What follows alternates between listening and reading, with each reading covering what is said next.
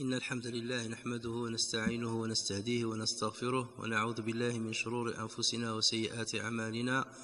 من يهده الله فهو المهتد ومن يضلل فلن تجد له وليا مرشدا. وأشهد أن لا إله إلا الله وحده لا شريك له، له الملك وله الحمد، يحيي ويميت وهو على كل شيء قدير. اللهم علمنا ما ينفعنا وانفعنا بما علمتنا وزدنا علما يا أرحم الراحمين. Alors aujourd'hui, nous allons essayer de terminer le commentaire de Surat Az-Zalzala. La dernière fois, après une longue introduction sur l'identité de cette sourate, nous avions commenté les deux premiers versets. أعوذ بالله من الشيطان الرجيم بسم الله الرحمن الرحيم إذا زلزلت الأرض زلزالها وأخرجت الأرض أثقالها. Lorsque la terre tremblera sans tremblement et qu'elle fera sortir ses fardeaux. وقال الإنسان ما لها. Le troisième verset وقال الإنسان ما لها, et que l'homme dira qu'a-t-elle. L'homme se demandera qu'est-ce qu'elle a à trembler ainsi.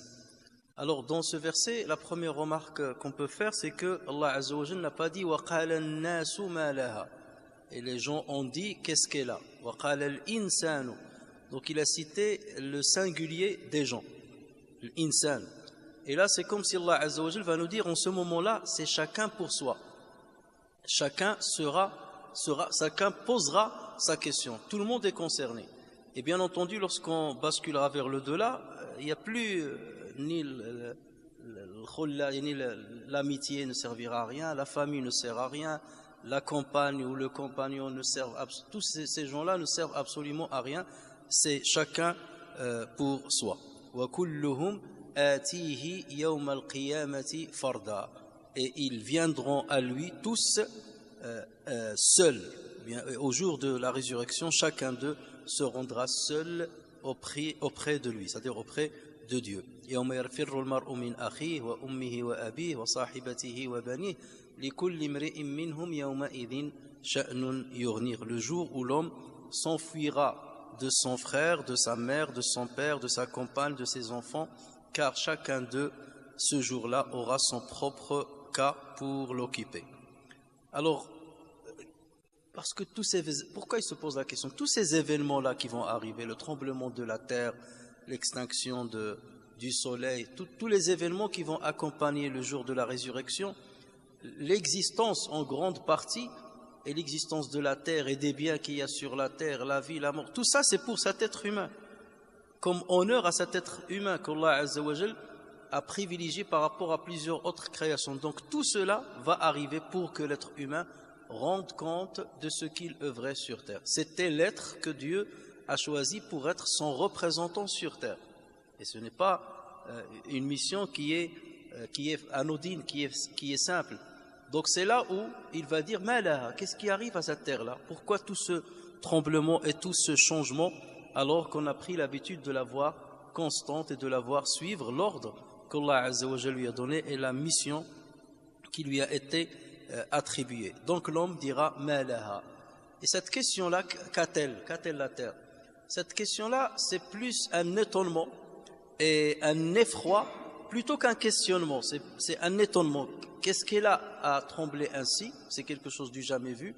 Et c'est un effroi, c'est une peur de la part de cet être humain qui va se poser cette question.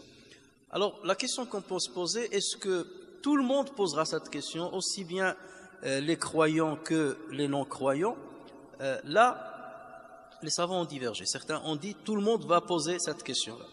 Et certains ont dit non, c'est une question, cet étonnement-là, ou cet effroi-là, ce questionnement qui dénote un effroi, va être le cas, ou bien va émaner des non-croyants. Alors que les croyants, ils savaient qu'il y aura la résurrection, donc ils ont une certaine assurance parce qu'ils ont œuvré dans le bien et ils s'attendent à avoir la récompense de leur Seigneur. Alors, d'aucuns disent ce ne sont que ceux qui donc ne croyaient pas en Dieu et qui démentissaient tout ce qu'il leur rapportait à propos de la résurrection, c'est eux qui vont poser cette question. La preuve en est qu'Allah Azza wa Jalla dit dans le Coran وَنُفِخَ فِي الصُّورِ فَإِذَا هُمْ مِنَ الْأَجْدَاثِ إِلَى رَبِّهِمْ يَنْسِلُونَ قَالُوا يَا وَيْلَنَا مَنْ بَعَثَنَا مِنْ مَرْقَدِنَا. donc dans Surat Yassine, et on soufflera dans la trempe, et voilà que des tombes, ils se précipiteront vers leur Seigneur en disant malheur à nous, ya waylana man ba'athana, malheur à nous, qui nous a ressuscités de là où nous dormions. Alors forcément, lorsqu'ils ont dit malheur à nous, c'est qui va dire ça? C'est le non-croyant, hein, parce que c'est lui qui aura le malheur. Donc là, c'est la parole des non-croyants. Ya waylana man ba'athana min marqadina. Ensuite, Allah Azza wa Jalla dit hadha ma wa'ada ar-rahmanu wa sadaqa al-mursalun. C'est ce que le tout miséricordieux avait promis et les messagers avaient dit vrai. Qui va dire cette parole? C'est les croyants. Donc là, les gens, ils seront en deux catégories. Certains qui vont dire malheur à nous, donc c'est eux qui vont se poser cette question. Qu'est-ce qu'elle a la terre à devenir ainsi? Alors que les croyants savaient que ça va arriver de cette manière. Parce qu'Allah Azza wa Jal leur a déjà annoncé ce qui va arriver. Donc, et ils croyaient à ces versets. Et ils croyaient ferme que ceci va arriver. Donc, il n'y a pas un vrai étonnement. Il y a l'étonnement du caractère gigantesque de ce qui va arriver. Mais de l'arrivée de ces choses-là, il n'y a pas un vrai étonnement. Alors que chez les autres, il y a un vrai étonnement parce qu'ils démentissaient toutes ces vérités déjà annoncées. Allah Azza wa Jal dit à propos des croyants وَقَالُوا الْحَمْدُ لِلَّهِ الَّذِي أَذْهَبَ عَنَّا الْحَزَنَ. Ils diront, en s'agissant des croyants, Alhamdulillah, louange à Allah qui nous a fait dissiper l'affliction que nous avions. Notre Seigneur est certes pardonneur et reconnaissant.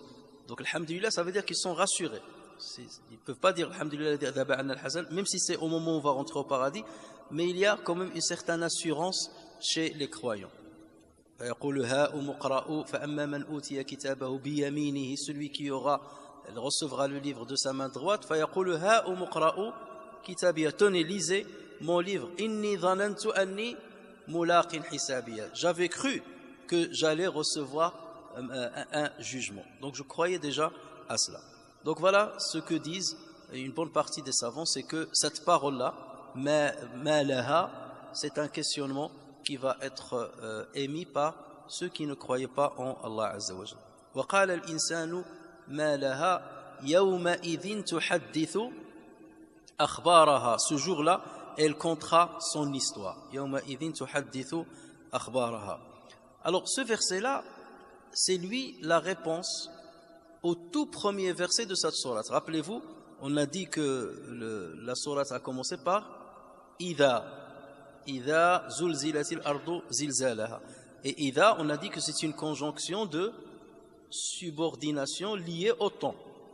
Donc il y a la conjonction de subordination, il faut qu'il y ait une réponse. Lorsque la terre tremblera son tremblement, qu'est-ce qui va arriver?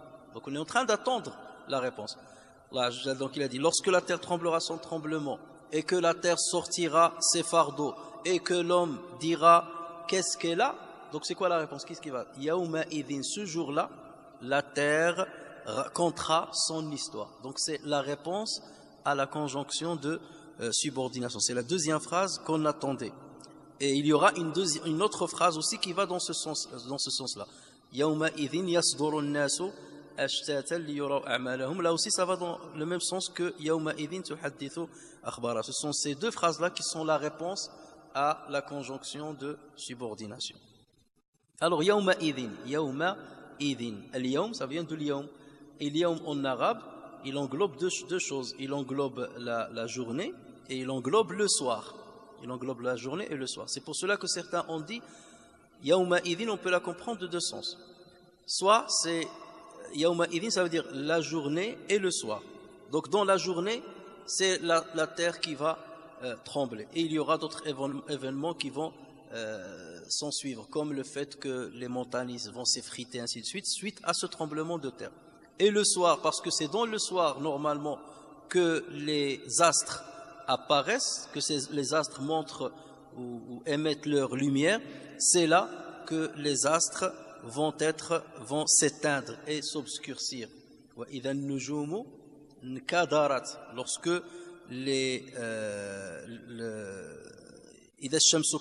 donc lorsque le soleil sera obscurci, lorsque les étoiles deviendront ternes.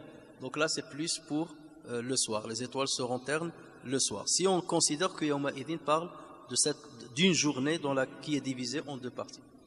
Pour d'autres, Yawma Idin fait référence à un temps, à un moment bien précis. Ça veut dire, en ce moment-là, lorsqu'elle tremblera, en ce moment-là, elle racontera ou bien elle contera son histoire. C'est la deuxième signification qu'on peut donner à Yawma Idin. Yawma Idin tuhaddithu. Yawma Idin tuhaddithu. Il y a une autre lecture chez Ibn Mas'ud radiyallahu anhu, ainsi que c'est chez Saïd ibn Jubayr. Saïd ibn Jubayr, c'est un parmi les successeurs. Eux, ils disent Yawma idhin tunabbi'u akhbaraha ou tunbi'u akhbaraha. Et non pas tuhaddithu akhbaraha. Yawma idhin tunbi'u akhbaraha. Sauf que cette lecture-là est marginale. On dit qira'atun shaddah. Ça veut dire que les savants n'ont pas trop, c'est-à-dire cette lecture-là ne respecte pas toutes les exigences que les savants ont mis pour considérer qu'une lecture est notoire, pour être sûr que le prophète sallallahu alayhi wa sallam avait lu ainsi. Donc lorsqu'on a le moindre doute, on considère que la lecture est shadda, donc on la met de côté et on a le droit de s'inspirer de ce qui est dit dans cette lecture, mais on n'a pas le droit de la réciter pendant les prières ni en tant qu'adoration, une récitation adorative. On n'a pas le droit de le faire. Donc il y a des lectures qui sont marginales et on les connaît, donc le problème ne se pose pas, et qui vont dans le même sens des 10 lectures notoires que nous connaissons. Et justement, puisque dans cette lecture Yawma idhin tunbi'u akhbaraha, on peut se poser la question, quelle est la différence entre tunbi'u et tuhaddithu? Et dans les lectures notoires, تحدث يومئذ تحدث أخبارها حدث بالخبر ou bien أنبأ بالنبأ أو حدث بالنبأ. Il y a deux verbes, il y a حدث, il y a أنبأ, et de ces deux verbes découlent deux mots. Il y a الخبر ou bien le hadith et il y a النبأ. Et nous connaissons une sourate qui s'appelle sourate النبأ عما يتساءلون عن النبأ العظيم. Donc pourquoi Allah Azza wa Jalla n'a pas dit يومئذ تحدث نبأها أو أنباءها أو يومئذ تنبئ أخبارها? Pourquoi il n'a pas choisi ce synonyme? C'est vrai que ce sont deux synonymes qui veulent dire informer. حدث أو نبأ أو أخبار, les trois verbes là ont la même signification, sont des synonymes. Mais il y a des petites nuances entre eux. Ce qui nous intéresse, c'est haddatha ou nabba'a, ou bien akhbara ou nabba'a. Al-khabar, c'est l'information, d'une manière générale. Al-naba, c'est une information qui est extraordinaire, une information qui n'est pas habituelle, qui est très rare, une information concernant un événement grandiose qu'on n'a pas l'habitude d'entendre. En revanche, le khabar, pluriel c'est l'akhbar, ce sont des informations qu'on a l'habitude d'entendre. Et c'est pour cela que lorsqu'on parle du journal télévisé, en arabe on dit nashratu al-akhbar. Al-akhbar, on ne dit pas nashratu al-anba. L'akhbar, tel pays a lancé une roquette sur tel pays, il y a eu des accidents ceci, la pluie est tombée. Ce sont des informations qu'on a l'habitude d'entendre tout le temps. Donc on les appelle akhbar. En revanche, naba, ce sont des informations extraordinaires, exceptionnelles, qu'on n'a pas l'habitude d'entendre. C'est pour cela qu'Allah Azza wa Jal, lorsqu'il a parlé du jour de la résurrection dans Surat Naba, qu'est-ce qu'il a dit? Amma yatasa'alun, à propos de quoi ils s'interrogent mutuellement. Anin naba al-azim, à propos de naba grandiose, naba al-azim, à propos de la grande information. C'est quoi la grande information? L'arrivée de la résurrection. Ça, c'est pas une information habituelle. La grande résurrection, c'est pas un événement habituel. Donc là, il parle de naba. Or ici, Surah, elle parle de quoi? Elle parle de tremblement, zelzala. Zelzala. Et zelzala en soi, le tremblement de terre, c'est quelque chose qu'on a l'habitude d'entendre. D'accord? C'est pas quelque chose d'exceptionnel. Certes, zelzala de la terre le jour de la résurrection, c'est un tremblement exceptionnel. Mais zelzala d'une manière générale, le tremblement d'une manière générale, c'est quelque chose qui est connu chez le commun des mortels. Donc c'est pour cela, parce qu'il parle de zilzala qui est assez commune et connue. Donc là, il a parlé de tuhaddithu akhbaraha. Et c'est quoi le khabar? C'est quoi les informations qu'il va donner? Elle va raconter ce que les gens faisaient sur elle. N'est-ce pas?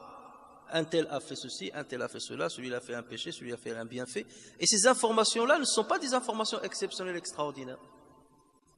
Ce sont des informations connues. Hada, il a menti, Hada, il a fait la prière, Hada, il a volé. C'est des informations qui sont connues. Donc là, c'est pas anba. Donc c'est pour ça qu'il n'a pas utilisé yawma idhin tunbi'u aw tunabbi'u akhbaraha. Même ceux qui ont lu comme ça, leur lecture est marginale. On ne la prend pas en compte. Mais tuhaddithu akhbaraha, elle informe, ou bien elle parle de ces informations, et c'est des informations qui sont connues, qui ne sont pas exceptionnelles. Voilà pourquoi Allah Azza wa Jal n'aurait pas choisi le synonyme anba'aha, tuhaddithu anba'aha, ou tunabbi'u akhbaraha, mais il a utilisé un verbe et un nom qui vont dans le sens du dévoilement d'informations assez connues et assez communes. Tuhaddithu al-hadith, l'akhbar, des informations qui sont communes et connues. Tirmidhi rapporte que sur Abu Hurairah radiyallahu anhu, que le prophète sallallahu alayhi wa sallam a dit ce jour-là, le jour de la résurrection, elle comptera, c'est-à-dire la terre, elle comptera, enfin le prophète sallallahu alayhi wa sallam a lu ce verset, ce jour-là elle comptera son histoire, et il dit, savez-vous ce que sont les histoires que va raconter la terre? Akhbar, c'est au pluriel. Savez-vous ce que sont les histoires? Et donc eux ils ont répondu, Allahu wa rasuluhu a'lam, Dieu et son messager savent mieux. Et là le prophète sallallahu alayhi wa sallam a dit, fa inna akhbaraha an tashhada ala kulli abdin aw amatin bima amila ala dhahriha. Ces histoires, c'est qu'elle va raconter ce que chaque homme et chaque femme a accompli comme œuvre sur sa surface. Il va raconter ce que chacun a fait sur sa surface. Amila yawma kadha wa kadha wa hadhihi akhbaruha. C'est ça, ces informations. Donc la terre va témoigner de tout ce que nous avons fait sur sa surface. Tel jour, celui-là, il a volé à tel endroit. Tel jour, celui-là, il a prié à cet endroit. Et l'endroit lui-même va témoigner. C'est pour cela, nous, ce n'est pas bien, lorsque tu viens dans une mosquée, de prier toujours au même endroit. C'est déconseillé. Il faut que tu changes d'un endroit à un autre. C'est pour cela aussi, lorsqu'on accomplit une prière obligatoire et on veut accomplir une prière surérogatoire après, une ratiba, on bouge d'endroit. Pourquoi? Pour avoir le maximum de surface qui témoigne à notre avantage. Alors, ce hadith-là que j'ai cité de Tirmidhi va dans le sens que la terre parlera. Donc elle comptera, akhbaraha, parlera. Il ne s'agit donc pas, selon la majorité des savants, d'un sens métaphorique. Bien qu'il y a certains qui l'ont dit, on va voir pourquoi. Mais il s'agit d'une parole. La terre parlera et elle racontera ce qui s'est passé sur elle. Et ceci, bien entendu, n'est pas étonnant pour nous, puisque nous savons très bien que Allah Azza wa Jal, c'est lui qui nous a créés, c'est lui qui nous a doté de la capacité de parler, de s'exprimer. Il a donné aux animaux une capacité de communiquer entre eux, et il est capable de donner à la terre la capacité de parler. C'est pas quelque chose d'extraordinaire. S'il a fait parler l'être humain, il peut faire parler la terre.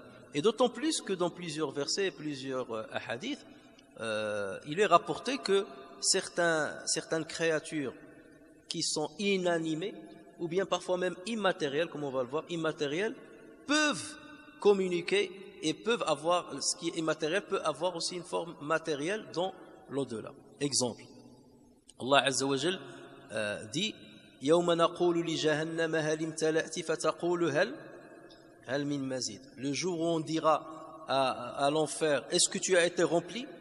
Et l'enfer répondra, y en a-t-il encore? Y a-t-il encore d'autres personnes que je ferai entrer en moi? فَتَقُولُ, et elle dira هَلْ مِنْ مَزِيدٍ. Donc là c'est l'enfer qui va parler.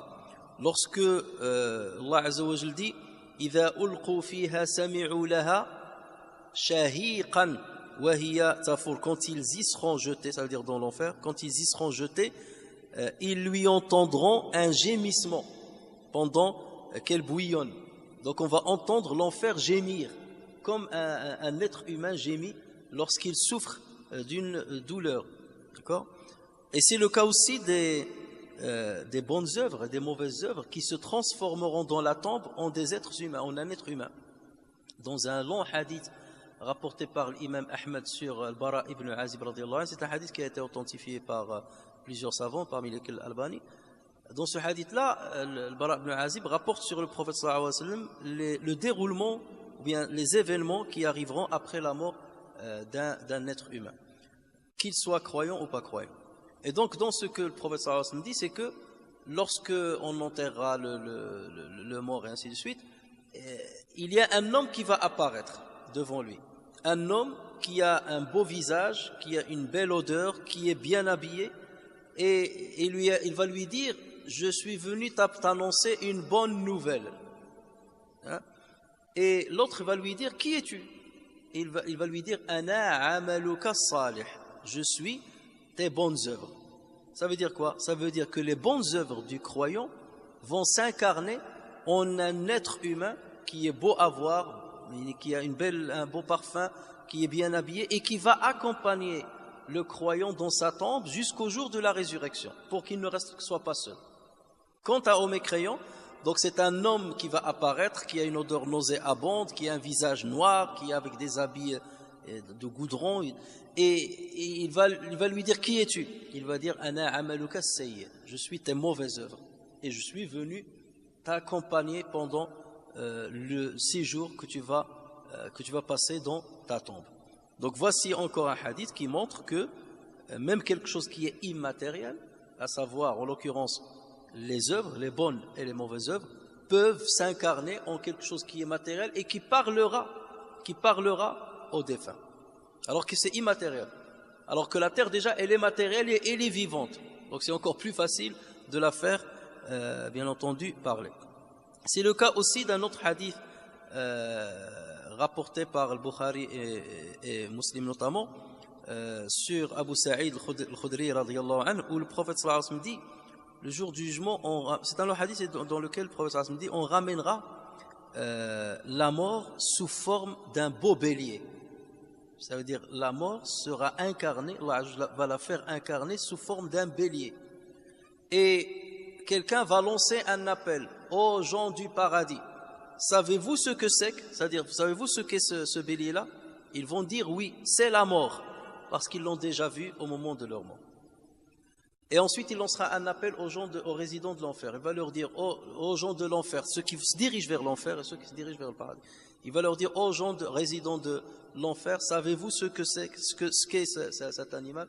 Ils vont dire: oui, c'est la mort. Et ensuite, on fera égorger ce bélier-là. Et après, celui qui a lancé l'appel va le dire aux résidents du paradis: une éternité sans mort. Et aux gens de l'enfer, ou résidents de l'enfer, éternité sans mort. Donc ce hadith-là montre que la mort elle-même sera incarnée en un animal qui sera visible à l'œil nu par les êtres humains. Celui qui est capable de faire cela, bien entendu, est capable de donner à la terre la capacité de parler et de raconter les histoires qui se sont déroulées à sa surface. Puisque Allah Azza wa Jalla dit: innama qawluna li shay'in idha aradnahu an naqula lahu kun fayakun. Et quand nous voulons une chose, notre seule parole c'est de dire soit, et elle est. Donc il suffit de donner l'ordre et la chose se fera conformément à la volonté de Allah Azza wa Jalla. Donc la majorité des savants disent que la terre sera transformée, certains disent, en un être, comme un animal ou un être, Allah alam comment il est, en un être qui va parler de ce qui est arrivé sur sa surface, qui va se plaindre des péchés qui ont été commis par les désobéissants et qui va être reconnaissant envers les croyants qui ont accompli les bienfaits sur sa surface. Et tellement les pécheurs auront honte d'eux, qui vont espérer entrer en enfer. Et lorsque la terre va commencer à parler, à énumérer péché par péché, tu as fait tel jour ça et ça, tu as fait tel jour ça et ça, tu as fait tellement le mécréant, il a honte de lui, qu'il va dire, j'espère entrer en enfer sans que mes péchés ne soient dévoilés devant tout le monde. Donc déjà ça c'est une forme de châtiment pour ceux qui ne croyaient pas en Allah Azza wa Jalla. Ali ibn Abi Talib radiyallahu anhu, lorsqu'il était calife, vous savez qu'il y avait le trésor public, Bayt al-Mal. Et dans le trésor public, on mettait tous les biens matériels de zakat qu'on distribue aux pauvres. Donc ceux qui font l'agriculture, donc ils vont ramener le blé, ils peuvent ramener les dattes, la zakat de leur agriculture. Et on mettait ça, ceux qui ramènent le chameau et ainsi de suite, et on mettait ça, les chameaux on les laisse à l'extérieur, les animaux on les laisse à l'extérieur, mais tout ce qui est bien matériel, on le stocke à l'intérieur de Bayt al-Mal. Et l'argent aussi, l'or ou l'argent. Et donc Ali ibn Abi Talib, lorsque Bayt al-Mal se vidait, ça veut dire lorsqu'il distribuait tout aux ayants droit, il accomplissait 2 rak'at à l'intérieur de Bayt al-Mal, à l'intérieur du trésor public, à l'intérieur de cet endroit.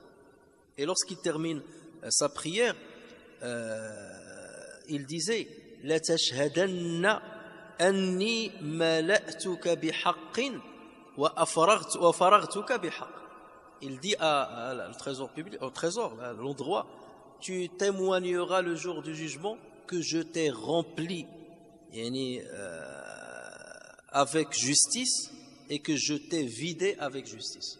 Ça veut dire j'ai tout fait pour récolter la zakat et je l'ai mise à l'intérieur de toi et tu témoigneras que je t'ai vidé avec justice. Ça veut dire je n'ai rien volé, je n'ai rien dérobé. J'ai distribué avec justice. Regardez les Sahaba radhiyallahu alayhim, comment ils parlaient à un endroit, mais ça vous montre la foi qui les accompagnait, la surveillance qu'ils avaient envers Allah tabarak. Ils surveillaient tout ce qu'ils faisaient, et le fait comme ça de parler à un endroit, c'est que c'est ferme chez eux, que cet endroit-là va témoigner le jour du jugement à leur avantage. Quant aux exégètes qui disent ce verset-là, il faut le comprendre dans le sens métaphorique.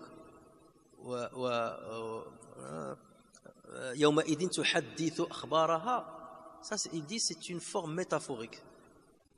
Elle va pas parler. Et leur preuve, c'est qu'ils disent que chez les Arabes, on le dit.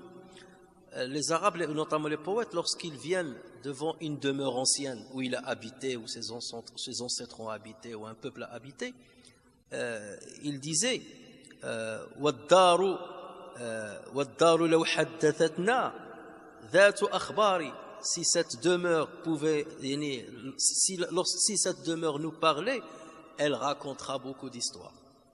Et un autre poète disait مَنَازِلُ قَوْمٍ حَدَّثَتْنَا حَدِيثَهُمْ وَلَمْ أَرَ أَحْلَى مِنْ حَدِيثِ الْمَنَازِلِ. Il y a des maisons de certains peuples qui nous ont conté leurs histoires, et je n'ai pas trouvé plus beau que les histoires des demeures. Donc vous voyez bien qu'on utilise aussi cette question de dire la demeure qui parle. Ça veut dire quoi? Ça veut dire lorsque quelqu'un se met devant cette demeure-là et qu'il se souvient de certains événements, c'est comme si c'était cette demeure qui lui parlait de ses souvenirs. Elle réveille en lui les souvenirs qui étaient engrammés dans sa mémoire. D'accord? Et c'est pour cela, c'est une forme métaphorique que la maison parle. C'est ta mémoire qui va parler. Donc dans ce sens-là, comment on peut comprendre le verset? Ça veut dire que les gens, lorsqu'ils verront la terre en train de trembler, ils vont se rappeler de tous les endroits où ils ont commis leurs péchés et se rappeler de leurs péchés. Ou bien ils vont se rappeler de tous les endroits où ils ont accompli leurs bienfaits. Ça veut dire, lorsque tu vois la terre trembler, tu vas te rappeler de la mosquée où tu priais, tu vas te rappeler de la maison où tu as commis un péché, du lieu de commerce où tu as volé, où tu as commis l'adultère. Donc voilà. Et cette terre-là, quelque part, va te faire rappeler certaines histoires qui étaient cachées. C'est comme s'il t'en a parlé. C'est comme s'il a conté ces histoires. Donc ça, c'est une autre explication qui a été donnée, dans le sens, bien entendu, métaphorique. Mais Allahu a'lam. Mais comme j'ai dit, plusieurs versets, plusieurs sources, ou bien plusieurs hadiths vont dans le sens qu'elle va parler avec une parole qui sera intelligible et comprise par ceux qui vont l'entendre. يومئذ تحدث أخبارها بأن ربك أوحى لها, selon ce que ton Seigneur lui aura révélé ou lui aura ordonné. بأن ربك أوحى لها. Ça veut dire que la terre va parler conformément, alors pour ceux qui disent qu'elle va parler, conformément à l'ordre qu'Allah Azza wa Jalla lui a donné. Dieu va lui donner une révélation.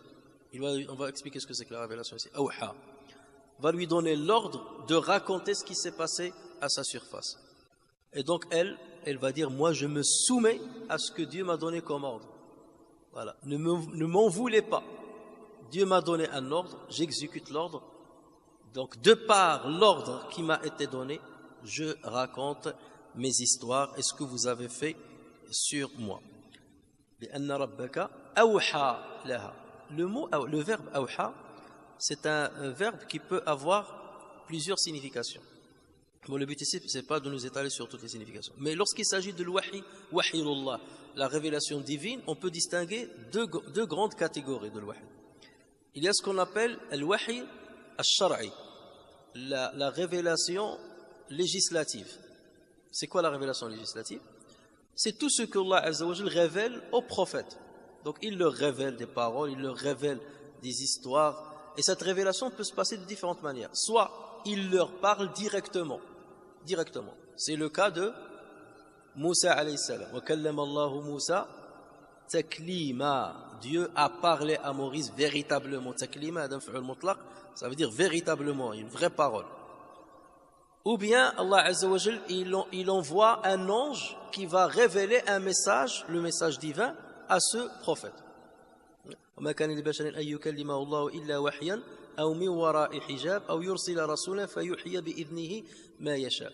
Ou bien Allah Azza wa Jalla va lui inspirer quelque chose. Il va souffler en lui une inspiration qui va le pousser à dire une bonne parole ou de faire quelque chose. Lorsque par exemple le prophète sallallahu alayhi wa sallam dit Dieu dit, les hadiths qudsi, ça c'est une inspiration qu'Allah Azza wa Jalla lui a donnée et le prophète sallallahu alayhi wa sallam va dire Dieu dit. C'est une inspiration divine. Donc voici trois manières par lesquelles Allah Azza wa Jalla va faire la révélation législative. Cette révélation, il y a dedans des décrets. Fais, ne fais pas. Il est permis que tu fasses ça, il est interdit que tu fasses ça, il est conseillé de faire ça, il est déconseillé de faire ça. Est-ce que les êtres humains vont se soumettre tous à cette révélation? Non. Parce que Dieu a voulu que l'être humain ait le choix de se soumettre ou de ne pas se soumettre. Donc, ce qui relève de la révélation législative, elle peut se réaliser comme elle peut ne pas se réaliser. Parce que l'être humain a refusé de l'accepter. Et c'est Dieu qui lui a donné cette capacité. Donc là, c'est ce qu'on appelle aussi l'irada ash-shar'iyya, la volonté de Dieu législative. La volonté législative. La volonté divine législative ne se réalise pas forcément. Ça dépend de l'être humain s'il va l'accepter ou pas. En revanche, il y a la révélation, ce qu'on appelle al-wahi al-kawni ou bien al-qadari, la révélation universelle. Ça c'est quoi? Ou bien la volonté universelle, la volonté divine universelle. Ce qu'Allah Azza wa Jalla va inspirer à certaines de ses créations, qu'ils vont faire sans avoir la possibilité d'aller à l'encontre de la volonté de Dieu. Ça veut dire, par exemple, les instincts. Les instincts, ça c'est une révélation qu'Allah a mis chez nous, chez les animaux, et donc on réagit instinctivement par rapport à certaines choses. C'est un ordre divin, on ne peut pas faire autrement. Voilà. Un poussin qui va sortir de l'œuf, il ne peut pas faire autrement que de picoter par terre. Il ne va pas se plonger dans l'eau pour aller chercher le poisson à l'intérieur. Il ne va pas manger Vous voyez, donc Allah lui a révélé, il lui a donné un ordre de faire ainsi. C'est ce qu'on appelle parfois un instinct. D'accord? Ça peut être une inspiration qu'Allah donne à quelqu'un pour faire quelque chose. Quelqu'un n'est pas forcément n'est pas un prophète. Dans le cas d'un prophète, on parle de l'wahi shara'i. Dans le cas d'une simple personne, c'est le cas de la mère de Moussa alayhi salam. وأوحى ربك إلى وأوحينا إلى أم موسى وأوحينا إلى أم موسى أن أرضعيه فإذا خفت عليه فألقيه في اليم ولا تخافي ولا تحزني إنا ردوه إليك وجاعلوه من المرسلين. Donc nous avons révélé à la mère de Moïse de l'allaiter. Et si tu as peur pour lui, tu peux le jeter dans le fleuve. Et ne crains rien, et ne sois pas affligé. Nous allons te le faire revenir à toi, et nous allons faire de lui quelqu'un parmi les messagers. Donc là, c'est une inspiration que Dieu a insufflée dans la mère de Moussa. D'accord? C'est une sorte de révélation. D'accord? Donc, elle l'a fait instinctivement. Voilà, elle a dit, j'ai peur pour mon fils, qu'est-ce que je vais faire? Je vais le jeter dans le fleuve. Instinctivement, il a fait. Donc ça, c'est un wahi aussi. Et elle ne pouvait pas faire autrement. Allah Azza wa Jal, quelque part, l'a obligé à le faire pour protéger Moussa alayhi salam. C'est comme lorsque Allah Azza wa Jal parle des animaux, lorsqu'il dit « Awha rabbuka ila an-nahli » et ton Seigneur révéla aux abeilles « An ittakhidhi min al-jibali » donc prends, utilise comment on va traduire ça, utilise comme résidence les montagnes, et ce que les êtres humains construisent. Et ensuite donc thumma kuli min kulli thamarat, ensuite mange de tous les fruits, fasluki subula rabbiki dhulula, et suis tous les sentiers que Allah Azza wa Jalla t'a rendu facile, et ainsi de suite. Donc là, l'abeille va agir instinctivement. Là, qui lui a donné cet instinct-là, c'est Allah Azza wa Jalla. Wa awha rabbuka ila an-nahli. Donc c'est ça aussi, c'est un style de l'wahi. Donc ça, c'est le wahi qui se réalisera selon la volonté d'Allah Azza wa Jalla. Donc on l'appelle le wahi universel, ou bien la révélation universelle.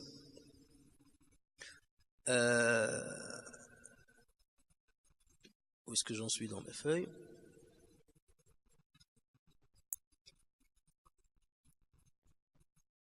Donc, Allah Azza wa Jal ici a ordonné à qui? À la terre. Donc la terre, est-ce qu'elle a le choix de faire autrement? Non, elle n'a pas le choix de faire autrement. Elle se soumettra à la volonté de Dieu et elle racontera les histoires qui sont arrivées sur elle. Alors maintenant, on peut se poser une question. C'est qu'Allah Azza wa Jal dit يومئذ تحدث أخبارها بأن ربك أوحى لها. Et on peut se poser la question, pourquoi Dieu n'a pas dit بأن ربك أوحى إليها au lieu de dire أوحى لها? Parce qu'Allah Azza wa Jal dit وأوحى ربك إلى النحل. Il n'a pas dit أوحى ربك للنحل, أوحى ربك إلى النحل. À un autre endroit, il dit, Allah Azza wa Jal dit فقضاهن سبع سماوات في يومين وأوحى في كل سماء أمرها. Ici, il a dit أوحى في كل. Il n'a pas dit أوحى لكل سماء, ni أوحى إلى كل سماء. Donc parfois il utilise fi, parfois il utilise ila, et parfois il utilise li. Et on peut se poser la question, pourquoi il a dit أوحى لها, il n'a pas dit أوحى إليها? La première réponse, c'est que أوحى إليها ou أوحى لها, c'est la même chose. Et ceci est connu chez les Arabes. On peut utiliser ila comme on peut utiliser li. C'est exactement la même chose. On le trouve chez un grand poète qui s'appelle Al-Hajjaj. Et ça, c'est un poète qui est né dans la période pré-islamique, anté-islamique, et qui s'est converti à l'islam. Et dans un vers, il a dit أوحى لها القرار فاستقرت. Il lui a révélé la stabilité et elle s'est stabilisée. Dans ce vers-là, il dit أوحى لها. أوحى لها القرار فاستقرت. Il n'a pas dit أوحى إليها.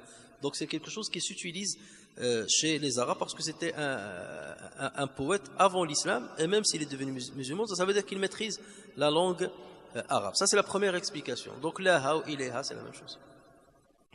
La deuxième, ça veut dire qu'il n'y a pas de secret. La deuxième explication, بأن ربك أوحى لها, c'est comme si Allah Azza wa Jalla nous dit que tout ce qui s'est passé, Allah Azza wa Jalla a révélé à la terre de trembler pour elle. C'est pour elle. Le but, c'est pour lui rendre un service à cette terre. Comme si pour lui rendre un service. C'est quoi ce service-là? C'est pour qu'elle puisse voir l'issue de ceux qui ont commis des péchés sur elle. Les gens ont fait du mal sur toi. D'accord? Ils ont fait des injustices. Ils ont fait des péchés. Et c'est comme si la terre est un personnage qui était outré de ce qui se passe sur lui. Comme s'il se disait, mais pourquoi ces gens-là, Dieu les a créés, il les a comblés par ses bienfaits, et ils commettent des péchés. Ils commettent des péchés, mais c'est pas possible. Donc elle était outrée par ce que font ces gens-là. Donc là, Allah Azza wa Jal va lui révéler de trembler et de faire sortir les êtres qui y étaient enterrés, afin de lui montrer l'issue de chacun parmi eux. Il va leur dire, ben, ceux qui quelque part t'affligeaient, ben voilà leur issue. Et ceux desquels tu étais contente, voilà leur issue, ils seront dans le paradis. Donc, bi'anna rabbaka awha laha. Et il a fait toute cette révélation de tremblement et tout ça, et de la sortie des gens de la terre. Tout ça, c'est pour elle. C'est un cadeau pour elle. D'accord? Donc, c'est dans ce sens-là qu'on peut comprendre laha, awha laha. Troisième chose, on peut dire que c'est pour respecter la rime de cette sourate, des débuts de cette sourate. إذا زلزلت الأرض زلزالها وأخرجت الأرض أثقالها وقال الإنسان ما لها يومئذ تحدث أخبارها بأن ربك أوحى لها. On respecte la rime. Alors que s'il dit أوحى إليها, là on a cassé un petit peu la rime. Donc ça peut être dans ce sens-là. Voici 3 explications qui ont été données pour dire pourquoi c'est laha et non pas ilayha. Par ailleurs, Allah Azza wa Jalla dit bi'anna rabbaka awha laha. Au départ, là, c'est qui le sujet ici? Ton Seigneur. Et pourtant, au début de la sourate, il n'a pas cité le sujet. إذا زلزلت الأرض, lorsque la terre tremblera. Mais il n'a pas dit qui va la faire trembler. Lorsque la terre se fera sortir, qui va ordonner à ce qu'elle sorte? C'est Allah Azza wa Jal. Et pourquoi ici il dit il aurait aussi pu dire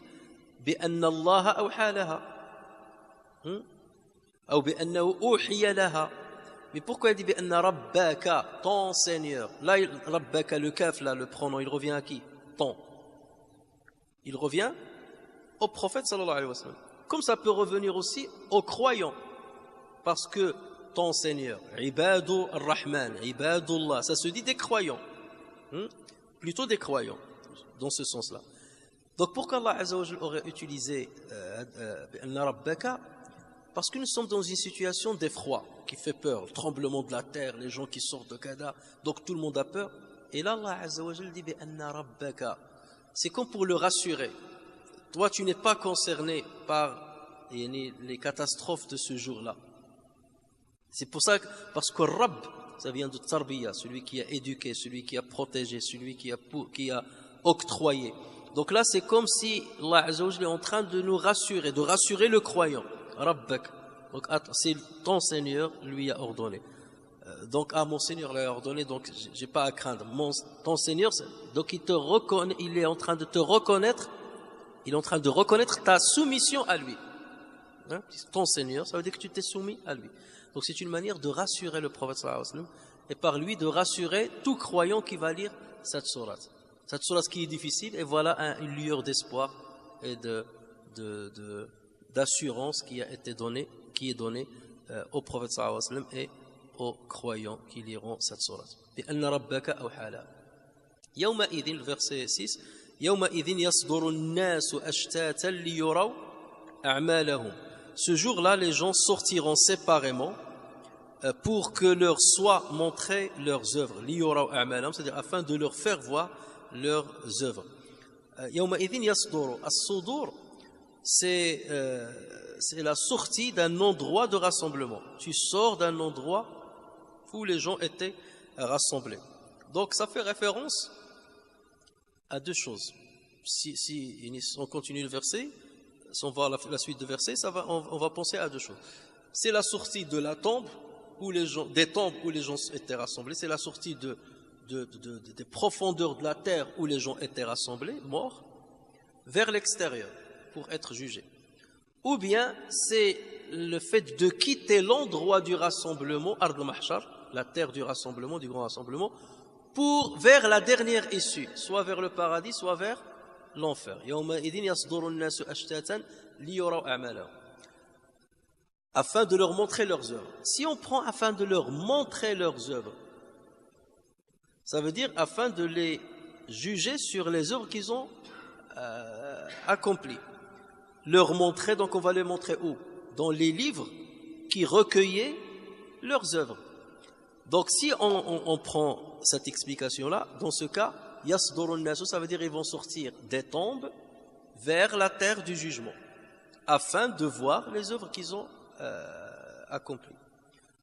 Si maintenant on considère liyuraw a'malahum, certains savants ont dit liyuraw, c'est-à-dire afin de leur faire voir, non pas leurs œuvres, mais les conséquences de leurs œuvres, ou l'issue qu'ils méritent au vu de leurs œuvres. C'est quoi l'issue? C'est soit le paradis, soit l'enfer. Ça aussi c'est une explication. Liyuraw a'malahum, liyuraw masira a'malihim, de voir les conséquences de leurs œuvres, soit le paradis, soit l'enfer. Si on prend cette deuxième signification, dans ce cas, yasdurun nasu, ils vont se déplacer de la terre du rassemblement, la terre du jugement, vers la dernière issue, le paradis ou l'enfer. Donc les deux sont possibles dans ce verset-là. Donc sudur, quelque part, ce déplacement, il y en aura deux. Le déplacement du fond de la terre vers l'extérieur pour être jugé. Ensuite, le deuxième déplacement, c'est de la terre du jugement vers l'issue finale. Donc on peut comprendre les deux là dans ce verset-là. Ça se vaut donc. يومئذ يصدر الناس أشتاتا ليروا أعمالهم, afin de voir leurs œuvres.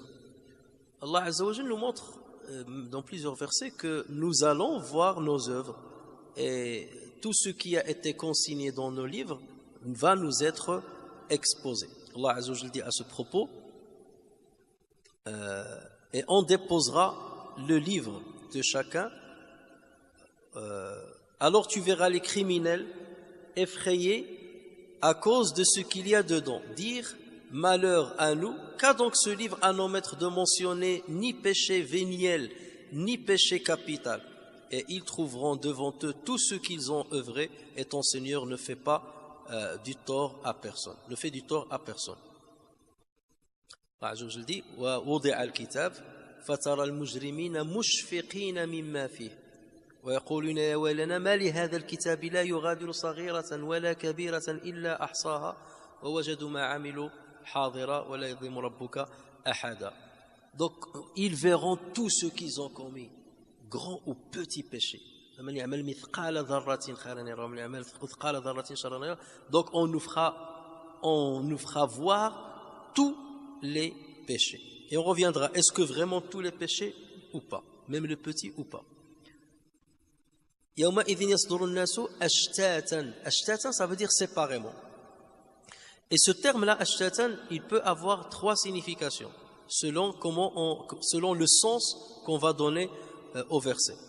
La première signification, c'est que ils seront sortis des tombes séparément, chacun tout seul.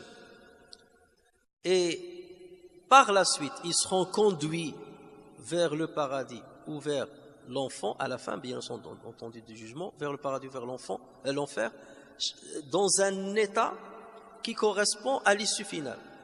Et les savants disent, celui qui va aller vers le paradis, on va le conduire au paradis avec un habillement blanc, une bonne odeur, il est très bien présenté, et c'est comme ça qu'on va le conduire vers le paradis. Quant à celui qui commettait des péchés dont l'issue sera l'enfer, il va aller nu, cadenassé, avec des carcans sur ses mains, ses pieds, visage assombri, et il va être conduit vers l'enfer.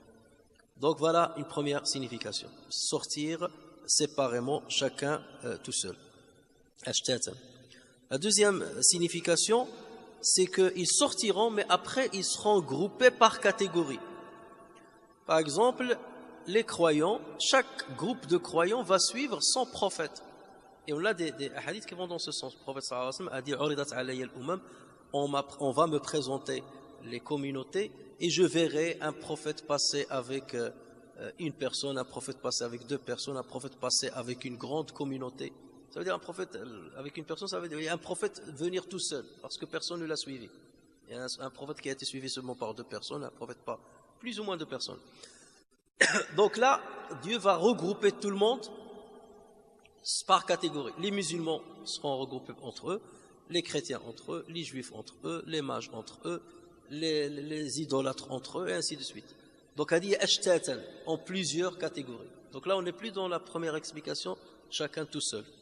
Plusieurs catégories. Et tout ça, normalement, va arriver, sauf que ça va arriver à des périodes différentes. Donc la sortie, c'est chacun tout seul, mais là, on va se regrouper par communauté, et c'est comme ça qu'on ira soit au paradis, soit en enfer. Et la troisième signification de ashtatan, ça veut dire que chacun vient d'un horizon différent ou d'un endroit de terre différent. Hada, il était en Chine, Hada, il était en Australie, Hada, il était aux États-Unis. Ils étaient ashtat. Yasdurun nasu ashtatan. Ils viendront de tous les horizons où ils vivaient auparavant. Et ils vont se regrouper dans le même endroit. Donc c'est une convergence. On part de ce qui est large vers ce qui est comme un entonnoir, vers ce qui rassemble. Donc voici trois significations qui peuvent être données à ashtatan. Et les trois significations se valent. Les trois significations se valent. Voilà peut-être pourquoi Allah Azza wa Jalla a utilisé ce terme-là, qui est polysémique et qui nous permet d'avoir plus qu'une scène lorsqu'on veut matérialiser ce verset dans notre esprit et sous un certain scénario. Liyuraw a'malahum. Donc certains savants disent afin qu'on leur expose les livres dans lesquels sont inscrits les bienfaits et les méfaits, donc afin de leur montrer ces livres-là, est-ce qu'il y a écrit dedans. D'aucuns disent afin de leur montrer l'issue de leurs œuvres, ça veut dire le paradis ou l'enfer, comme j'ai dit tout à l'heure. Et bien entendu, selon chacun des deux sens, a dit qu'ashtatan peut aller dans un sens ou dans un autre. Si on parle de l'issue paradis ou l'enfer, dans ce cas ashtatan, ça veut dire les croyants vers le paradis, les autres vers l'enfer. Si c'est seulement pour voir leurs livres, donc là on est encore sur la terre du jugement, donc dans ce cas c'est groupe par groupe selon la communauté à laquelle on appartenait ou les péchés qu'on commettait. يومئذ يصدر الناس أشتاتا ليروا أعمالهم فمن يعمل مثقال ذرة خيرا يره ومن يعمل مثقال ذرة شرا يره. Quiconque fait un bien, fût-ce du poids d'un atome, le verra, et quiconque fait un mal, fût-ce le poids d'un atome, le verra. فمن يعمل مثقال ذرة. Dharra, en arabe, se dit de la fourmi dès qu'elle sort de son œuf, de la première étape, après qu'elle soit une larve, donc lorsqu'elle n'est plus une larve et elle devient une fourmi, au début de cette étape-là, on l'appelle al-dharra. Le pluriel c'est dhar. Donc ça c'est pour montrer la petitesse, que le péché est très petit, il ne pèse pas grand-chose. Prenez une fourmi et mettez-la sur une balance, elle ne va pas faire basculer la balance. Les balances les plus précises, bon, grammes ou milligrammes, mais la fourmi toute petite, elle pèse presque rien. Et Allah Azza wa Jalla dans le Coran, il utilise plusieurs paraboles, il utilise plusieurs exemples pour signifier la petitesse de la chose, ou la finesse de la chose, ou du jugement. Il utilise donc dharra, qui fait référence donc à la fourmi. Il utilise le khardal. Le khardal c'est quoi? C'est le grain de moutarde. Luqman alayhi salam disait à son fils Ya bunayya innaha in taku mithqala habbatin min khardalin fatakun fi sakhratin aw fi samawati aw fi al-ardi ya'ti biha Allah inna Allah latiful khabir. Oh mon enfant, fût-ce le poids d'un grain de moutarde au fond d'un rocher ou dans les cieux ou dans la terre, Allah le fera venir. Allah Azza wa Jalla utilise aussi le fatil. ولا يظلمون فتيلا أو ولا تظلمون فتيلا.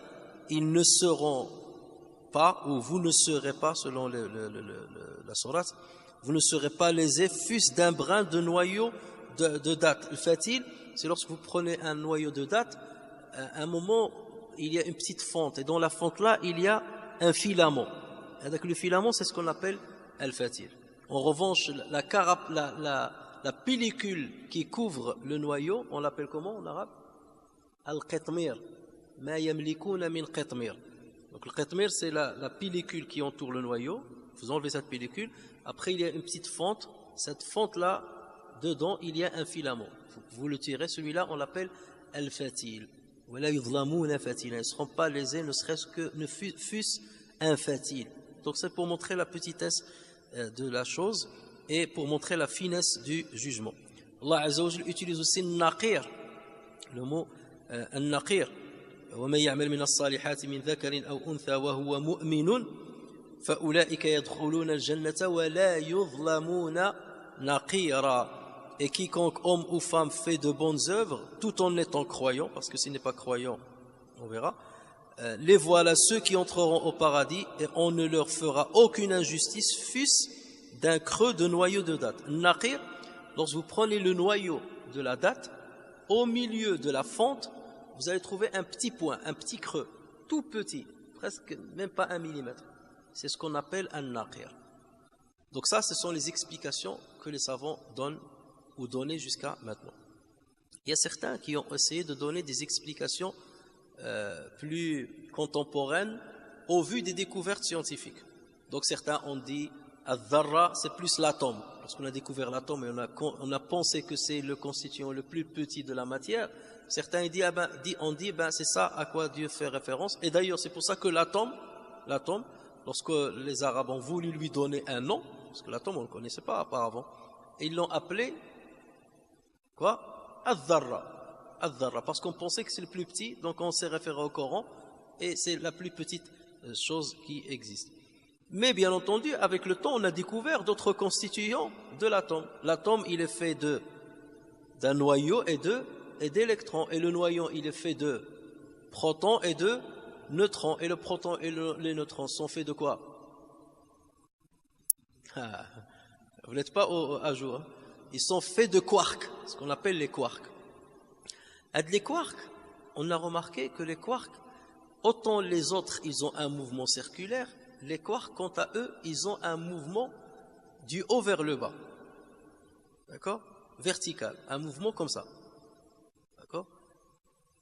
Et là, ça a fait réfléchir certains à justement naqir. Parce que naqara en arabe, ça veut dire quoi? On le dit de qui en particulier? On le dit des oiseaux. Les oiseaux, lorsqu'ils picotent, on dit naqara. Et comment on appelle le bec? Minqar. Le minqar. Parce que c'est lui qui fait naqar comme ça. D'accord? Donc c'est comme si vous imaginez un oiseau avec son bec en train de faire tac, tac, tac, tac. Donc qu'est-ce qu'il va laisser? Il va laisser un petit point, un petit creux. C'est ce creux-là qu'on trouve dans la date. N'est-ce pas? Mais le minqar, il fait un mouvement comment? Naqar. Le poussin, lorsqu'il picote, du haut vers le bas. Du haut vers le bas. Donc certains ont dit naqir. Peut-être que ça fait référence justement au quark. Parce qu'il a ce mouvement du haut vers le bas. Et ça ne fait pas forcément référence au petit point qui est dans la date. C'est polysémique de toute façon. À l'époque des compagnons, tout ça, voilà, et des Arabes. Donc c'est le petit point là, c'est tout petit. Mais maintenant qu'on a découvert un élément qui est encore plus petit que l'atome et qui a ce mouvement bien particulier, bizarre, parce que d'habitude c'est plus circulaire, ce mouvement du haut vers le bas. Voilà. Et certains disent que même fatil, ce filament-là, il se peut qu'il y ait, que dans la constitution des protons et des neutrons, il y a une constitution sous forme de filament. Et le filament, peut-être, c'est ça dont parle Dieu lorsqu'il dit fatil. Allahu a'lam. Mais c'est la science en avançant qui peut-être va faire un lien entre le mouvement naqir ou le fatil, et là on comprendra mieux ces termes-là que le Coran a utilisés. Donc si Allah a diversifié les noms qui font référence à la petitesse du jugement, c'est bel et bien pour une sagesse peut-être qu'on ne connaît pas aujourd'hui ou qu'on commence à découvrir. Donc, c'est ça. Ça fait référence à ce qui est très petit. Tout est jugé. Et rappelez-vous, on a dit que de ce qui a été avancé comme raison de révélation de cette sourate, c'est que certains ont sous-estimé le bienfait ou certains ont sous-estimé le péché. Et là, Dieu est en train de leur dire non, tout sera jugé, même le péché sera jugé, même s'il est petit, et le bienfait sera jugé, même s'il est petit à la taille ou qu'il a le poids d'un atome. Alors ces deux versets-là sont des versets très très importants. Ka'b al-Ahbar, radiyallahu anhu, un compagnon du prophète, il était juif et il s'est converti à l'islam. C'était un rabbin, il s'est converti à l'islam. Il a dit, Allah a descendu sur Muhammad sallallahu alayhi wa sallam 2 versets qui ont résumé ce qu'il y a dans la Torah, dans l'évangile, Injil, dans les psaumes et les feuillets d'Abraham. Ensuite, il récita ces 2 versets. Il a dit, ces 2 versets-là, ils résument tout. Ils résument tous les livres. فَمَنْ يَعْمَلْ مِثْقَالَ ذَرَّةٍ خَيْرًا يَرَهُ وَمَنْ يَعْمَلْ مِثْقَالَ ذَرَّةٍ شَرًّا يَرَهُ. Et on rapporte que Ibn Mas'ud, lui aussi, a dit sur ce verset, il a dit هَذِهِ أَحْكَمُ آيَةٍ فِي الْقُرْآنِ. Ce verset-là, ou ces 2 versets-là, peut-être que lui, il considérait que les 2 représentent un seul. Ce verset-là expose la plus grande sagesse du Coran. Et si quelqu'un vous dit quelle est la plus grande sagesse annoncée dans le Coran, tu dis c'est ces 2 versets-là. Celui qui fait un bien, fût-ce le poids d'un atome, il aura du bien. Celui qui fait un mal, fût-ce le poids d'un atome, il aura du mal. Ça résume un petit peu tout. Et ça résume la justice de Allah Azza wa Jalla.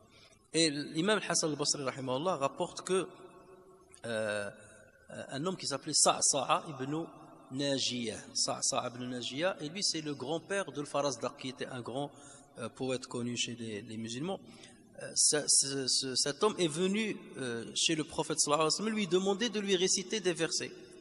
Et le prophète sallallahu alayhi wa sallam lui a lu surat al-Zalzala. Et lorsque le prophète sallallahu alayhi wa sallam a lu ces 2 versets, Sa'sa'a lui a dit Hasbi faqad intahat al-maw'idha. Cela me suffit. L'exhortation est complète. Il y a des 2 versets me suffisent. Il a dit ces 2 versets me suffisent. L'exhortation est complète. La ubali alla asma'a min al-Qur'ani ghayraha. Peu importe si je n'entends pas une autre exhortation du Coran sans celle-ci, autre que celle-ci. Celle-ci me suffit. J'ai compris l'islam. J'ai compris ce que je dois faire et ce que je ne dois pas faire. J'ai compris la balance qu'Allah Azza wa Jal va dresser pour nous juger. Il nous juge sur le grain d'un atome, le poids d'un atome. Donc il n'y a pas d'échappatoire. Donc je sais ce qu'il faut que je fasse.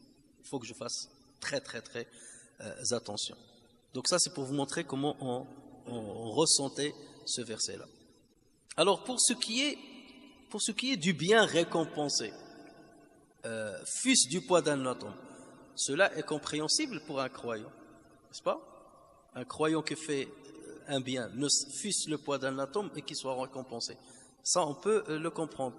Mais qu'en est-il du non-croyant? Lorsqu'un non-croyant fait un bien, fût-ce le poids d'un atome, est-ce qu'il sera récompensé ou pas? Est-ce que c'est ce que veut dire ce verset, ou ces 2 versets, ou pas? Alors sur cette question, il y a divergence entre les savants, il y a plusieurs avis. Premier avis, d'aucuns disent que Allah Azza wa Jal n'accepte pas les bienfaits d'un non-croyant. N'accepte pas les bienfaits d'un non-croyant. Ça veut dire un non-croyant, quels que soient les bienfaits qu'il a fait, la charité qu'il a fait, le bien qu'il a fait, le service qu'il a rendu, tout ça va être multiplié par 0. Ne pèse absolument rien. Et il n'aura aucune récompense dessus. Pourquoi? Parce qu'il a commis un grand péché qui est celui de nier l'existence de Dieu, de ne pas croire à Dieu ou associer avec Dieu une autre divinité, ou ne pas se soumettre à l'ordre de Dieu. Tellement le péché est grand que le bienfait tend à 0. C'est comme les fonctions. f de x est égal à, par exemple, ax, voilà, est égal à ax. Si x tombe vers 0, Plus facile, ça se X ou Y. Y c'est la mécréance ou X c'est la croyance. Si Y tombe vers la mécréance, la croyance elle va tomber vers zéro. Tout ce que tu as fait combien tombe vers zéro, donc c'est zéro. D'accord? Après les mathématiciens ils nous diront quelle est la formule la plus adéquate.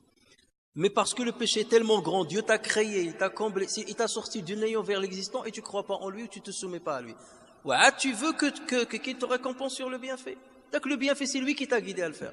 C'est lui qui t'a donné le corps, qui t'a permis de faire le bienfait. C'est lui qui t'a donné l'argent, qui t'a permis de faire ce bienfait. C'est lui qui t'a donné les yeux. C'est lui qui t'a donné tout. Le bienfait, tu l'as bien fait avec des membres, avec une capacité, avec un pouvoir. Mais qu'est-ce qui t'a donné cette capacité, ce pouvoir et ces biens? C'est Dieu. Donc, tu n'as rien à avoir à recevoir d'Allah Azza wa Jalla. Déjà que tu existes, elle a déjà dit c'était un grand bienfait que Dieu t'a donné. D'accord? C'est la récompense du bien que tu as fait. Et il t'a fait exister déjà. Tu aurais pu rester dans le néant. Alors, c'est la première explication. Et la preuve pour ceux qui ont opté pour cette explication, c'est qu'Allah Azza wa Jalla dit وَالَّذِينَ كَفَرُوا أَعْمَالُهُمْ كَسَرَابٍ بِقِيعَةٍ يَحْسَبُهُ الظَّمْآنُ ماء حتى إذا جاءه لم يجده شيئا ووجد الله عنده فوفاه حسابه والله سريع الحساب. Quant à ceux qui ont mécru, leurs actions sont comme un mirage dans une plaine désertique que l'assoiffé prend pour de l'eau, puis quand il y arrive, il s'aperçoit que ce n'est rien, mais il trouvera Allah qui lui règle son compte en entier et Allah est prompt à compter. Le verset, il est clair. C'est comme du mirage. Tes bonnes œuvres sont comme du mirage, donc tu ne les trouveras pas dans le delà. Tu ne seras pas récompensé dessus. Pour d'autres, ils disent que le bien accompli par un non-croyant, Allah Azza wa Jal le récompense ici-bas. Voilà. Soit Allah Azza wa Jal le protège d'un accident qu'il allait avoir, soit Allah Azza wa Jal le guérit d'une maladie qu'il avait. Donc il va lui donner la rétribution du bienfait qu'il a fait ici-bas, pour ne pas la lui donner dans le delà. Voilà. Donc les comptes seront réglés ici-bas, pour ce qui est bien. Mais pour le mal, là qu'il va le payer dans le delà. Mais d'ici-bas, Dieu l'a épargné de plusieurs choses. Il va lui donner de la richesse, il va lui donner des enfants. Il va lui dire, voilà, je t'ai récompensé, je t'ai donné ça, je t'ai donné ça, je t'ai donné ça. Tu as déjà été récompensé ici-bas. Et comme tu ne croyais pas à l'au-delà, tu ne croyais pas à mes décrets, tu ne croyais pas à mon message et tout ça, donc le delà, tu vas être jugé dessus. Ça, c'est une explication. L'autre, et ça, c'est un avis qui a été rapporté sur Ibn Abbas, radiyallahu anhu. Ibn Abbas aussi dit, c'est une troisième explication, le croyant comme le mécréant verront le bien et le mal qu'ils ont fait sur terre. Ils le verront. Ça veut dire le jour du jugement, Dieu va leur dire, voilà, voici le bien que tu as fait et le mal. Aux croyants, voici le bien et le mal que tu as fait pour le mécréant. Liyuraw a'malahum. Ils les verront. Liyuraw a'malahum. Mais il va le dire aux mécréants, sauf que tes bienfaits seront rejetés. C'est le mirage dont on a parlé. Ils seront rejetés. Et tu vas être jugé que sur les méfaits. Et pour le croyant, il va lui pardonner les mauvaises actions et il va le récompenser sur les bonnes actions. Pourquoi il lui a pardonné les mauvaises actions? Parce qu'il a cru en lui. Le simple fait d'avoir cru en lui, dit cette croyance-là va purifier les péchés. Quatrième signification, certains disent que les bienfaits du mécréant allégeront son châtiment dans l'enfer. Ça veut dire que s'il n'avait pas fait ses bienfaits, le châtiment il sera là. Et parce qu'il a fait quelques bienfaits, le châtiment va diminuer. Selon le bien que tu as fait, ton châtiment va diminuer. Et c'est quoi leur preuve? C'est que celui qui aura le plus, le prophète a parlé de celui qui aura le plus petit châtiment dans l'enfer, c'est celui qui chaussera des chaussures en feu et qui vont porter à ébullition son cerveau.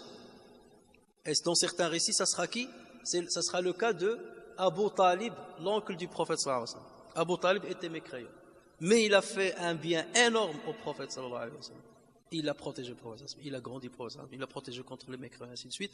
Donc Dieu va alléger son châtiment dans l'enfer et va lui donner le minimum du châtiment. Ce bien-là sera récompensé en allégeant ça, le châtiment, pas la souffrance, mais le châtiment va être allégé. Le châtiment qui lui sera choisi pour lui. D'aucuns interprètent ce verset-là, de ces deux versets, de cette manière. Ils disent فَمَنْ يَعْمَلْ مِثْقَالَ ذَرَّةٍ مِنْ أَهْلِ السَّعَادَةِ خَيْرًا يَرَى وَمَنْ يَعْمَلْ مِثْقَالَ ذَرَّةٍ مِنْ أَهْلِ الشَّقَاءِ شَرًّا يَرَى. Quiconque fait le bien parmi les gens qui auront le bonheur, ça veut dire les gens du paradis, ils verront du bien, khayran yara. Et quiconque fait le mal parmi les gens de l'enfer, sharran yara, il verra du mal. Donc le premier verset c'est exclusif pour les gens du paradis, ou le deuxième verset c'est exclusif pour les gens de l'enfer. Khayran yara, sharran yara.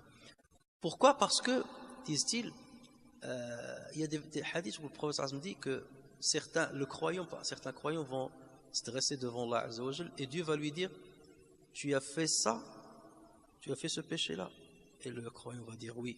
Il va lui dire est-ce que tu trouves une excuse? Il va lui dire non. Tu as fait ce péché là, il va lui dire oui. Est-ce que tu as une excuse? Il va lui dire non. Et le croyant va dire ça y est, je suis perdu, tout va être exposé. Dieu, il m'a sorti ces deux péchés, donc ça y est, la liste va suivre, et il va avoir honte de lui. Et là, Allah Azza wa Jalla va lui dire j'ai caché tes péchés aux autres, j'ai occulté tes péchés aux autres, ici-bas, je vais les occulter dans le delà. Et après, il va lui dire, donc il lui montrera seulement les bienfaits. Donc le croyant va voir que le khayr, khayran yara. D'accord? Alors que le mécréant, il verra que shar, sharran yara. Donc le premier verset concerne que les croyants et le deuxième concerne les mécréants. Donc ça aussi c'est une explication. Et pour terminer, donc une parole que nos prédécesseurs disaient, ils disaient pour ne pas sous-estimer, parce que parfois nous on dit c'est un petit péché, c'est pas grave. C'est vrai que Allah dans le Coran il dit إن تجتنبوا كبائر ما تنهون عنه نكفر عنكم سيئاتكم وندخلكم مدخلا كريما. Si vous vous écartez des grands péchés qu'on vous a interdit de faire, on vous pardonnera les petits péchés et on vous fera entrer une belle entrée généreuse, c'est-à-dire dans le paradis. Allah Azza wa Jalla le dit, lui il a le droit de le dire et de nous rassurer. Mais est-ce que ça nous donne le droit de sous-estimer les péchés et de dire non, ça c'est un petit péché? Non. Toi, tu dois toujours surestimer le péché que tu commis, aussi minime soit-il. Et c'est pour ça les savants disent, au lieu de voir la petitesse, ça se dit, hein, au lieu de voir la petitesse du péché, regarde la grandeur de celui devant qui tu as commis le péché. Au lieu de voir la petitesse du péché, regarde la grandeur de celui devant qui tu as commis le péché. Pour nous rassurer, le prophète sallallahu alayhi wa sallam dit, alors je ne sais pas si c'est le prophète ou un récit qui a été rapporté sur lui ou c'est un simple récit. Alors, je pense que c'est un simple récit des savants. La saghirata ma'a al-israr wa la kabirata ma'a al-istighfar. Il n'y a pas de petit péché lorsqu'on insiste à le faire. C'est-à-dire tu fais un petit péché, mais tu insistes à le faire aujourd'hui, demain, après-demain, ce n'est plus un petit péché, ça devient un grand. Il n'y a pas un grand péché tant qu'il y a le repentir. Tant qu'il y a le repentir, il n'y a pas de grand péché. Le grand péché disparaîtra et se dissipera parce qu'il est suivi d'un repentir et d'une demande de pardon. Mais un petit péché, parce que tu ne demandes pas pardon, il risque de devenir grand. Et c'est pour ça un poète disait خلي الذنوب صغيرها وكبيرها فهو التقى واصنع كماش فوق أرض الشوك يحذر ما يرى ولا تحقرن صغيرة فإن الجبال من الحصى. Délaisse les petits péchés et les grands péchés, c'est ça la piété. فهو التقى واصنع كماش, et fait pareil que quelqu'un qui marche sur une terre dans laquelle il y a des épines et il prend garde de mettre son pied sur une épine. ولا تحقرن صغيرة, ne sous-estime pas un petit péché, parce que les montagnes sont faites de petits grains. فإن الجبال من الحصى. Les montagnes sont faites de petits cailloux. Donc tes petits péchés peuvent constituer une montagne de péchés qui risque de te faire périr le jour de jugement. فمن يعمل مثقال ذرة خيرا يره ومن يعمل مثقال ذرة شرا يره. Voilà pourquoi le musulman doit toujours avoir peur des petits comme des grands péchés et toujours demander à Allah Azza wa Jal le pardon pour ne pas subir, c'est-à-dire les difficultés de ce jour-là où la terre tremblera, où il fera sortir ses fardeaux, où elle témoignera de ce que nous avons fait sur sa surface. نفعني الله وإياكم بالقرآن الكريم وبحديث سيد الأولين والآخرين وغفر الله لي ولكم ولسائر المسلمين. سبحانك اللهم وبحمدك نشهد أن لا إله إلا أنت نستغفرك ونتوب إليك. سبحان ربك رب العزة عما يصفون وسلام على المرسلين والحمد لله رب العالمين.